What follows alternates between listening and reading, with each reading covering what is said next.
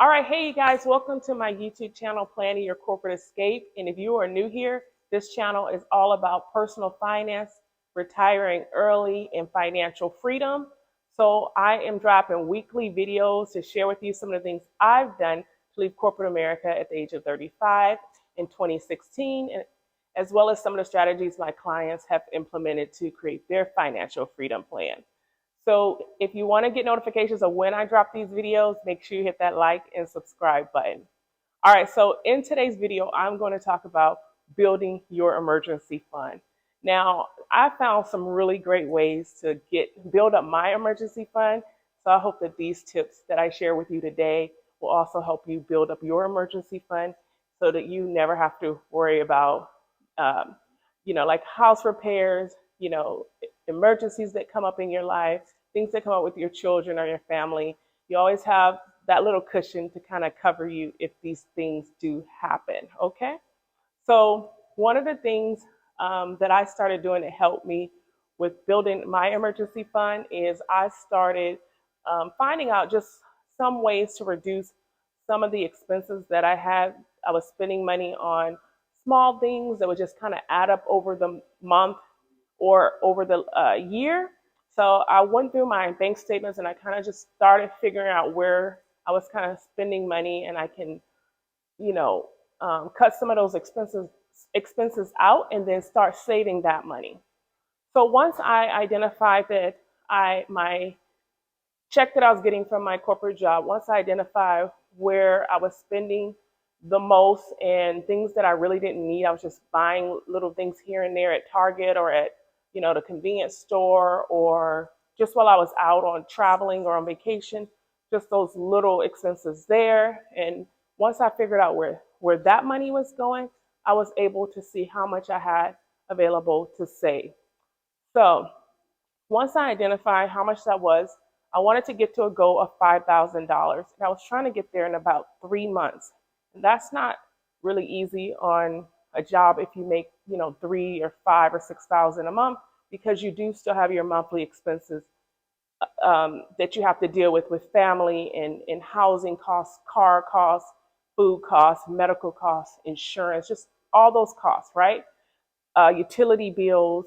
So you're trying to figure out how you can, still pay those bills and then put, any extra money that you have left over towards this emergency fund. So what I had to do was I had to reduce my expenses. And then once I figured out how much I have, it wasn't really enough for me to get to my goal of building this emergency fund. So what I did at that time is I took on a part-time retail job after my corporate job, and then I used that money along with the money I was able to find that I was spending, like on little things that I really didn't need.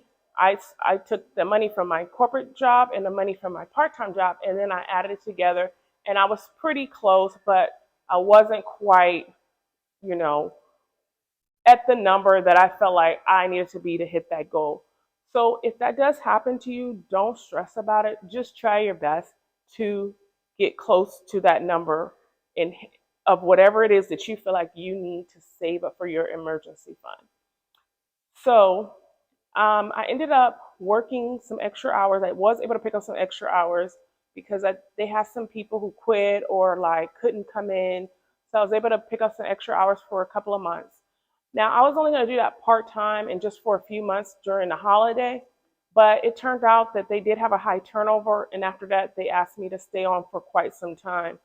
But it was part time. It wasn't a lot of hours, and sometimes there wasn't enough work after the holiday season. So it wasn't like I was going there weekly or sometimes not even bi-weekly, but every now and then they may need me to fill in to help out. So I kind of kept that job for a little while just to continue to put more money away. But what I really like is I really like when I build my emergency fund, because sometimes you deplete your emergency fund when things do happen, those real emergencies come up, and then you have to replenish those emergency funds.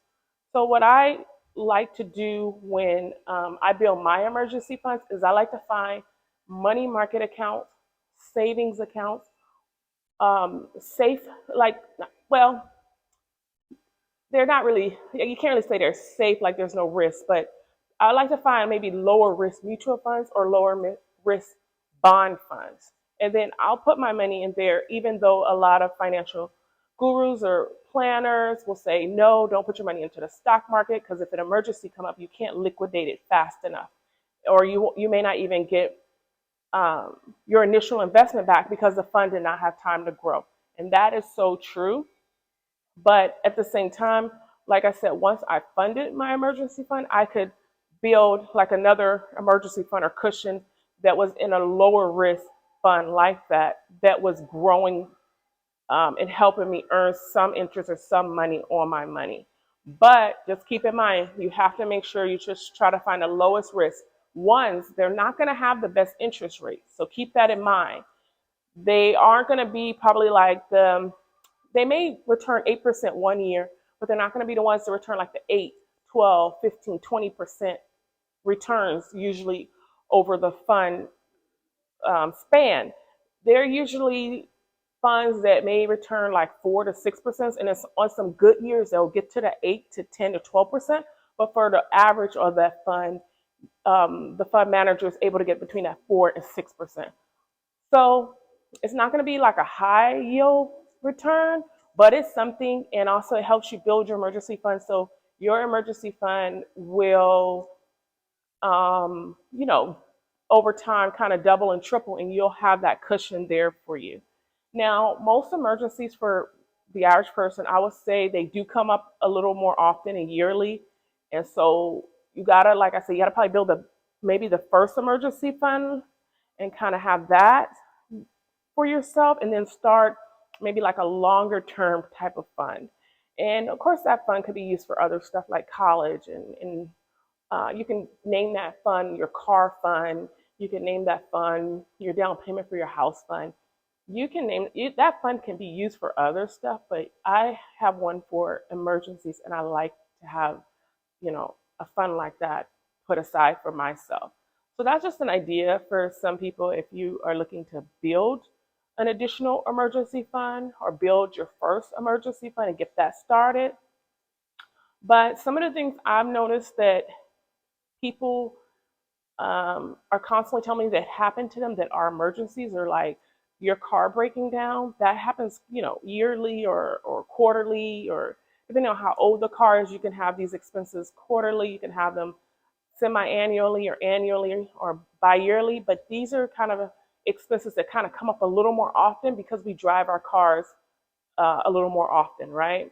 Another emergency that I've noticed that people need to start budgeting for and saving for is just those little like health issues. Like sometimes, maybe like even after you pay your copay or pay a portion of your insurance pays a portion of the medical bill, there might be still a portion left over from an incident that may happen that you may be responsible for. So just having the money for that portion, as well as sometimes not really child care, but like things that happen with children. Children, I don't know, they just get into stuff over their life. So it's just little things, or maybe stuff comes up with their school, like a school field trip or school activity, and then you need money for that. So things like that you could be already saving up for and budgeting for. And I always tell people, like, even if you don't have kids, some people are like, well, I don't have kids, I still have funds for my nieces and nephews. Like, I already know I'm going to spoil them. I already know I want to help give them certain things. I want to help them in their journey in life as they grow older. So my thing is to have money for them as well. Like, and it's not a lot. It's just little 200, 500, $1,000, depending on their age, because some of them are really little, so they don't really need much. And then some of them are, grown, so, maybe they want to buy their first home, and I may give them $1,000, $2,000, $5,000 towards that goal, or their first car. And I don't give to them if they're misbehaving, which thank God I haven't had that issue yet. But they're doing good on their journey in life, and I just want to be there to give them a little something to help them with their journey in life. And I do have a nephew right now that is married with kids, so just being able to send his child something, send him something for his birthday. So things like that. So I have to plan and budget for things of that nature. So having that fund also helps with expenses and things you want to buy for like your family or your friends maybe or your community.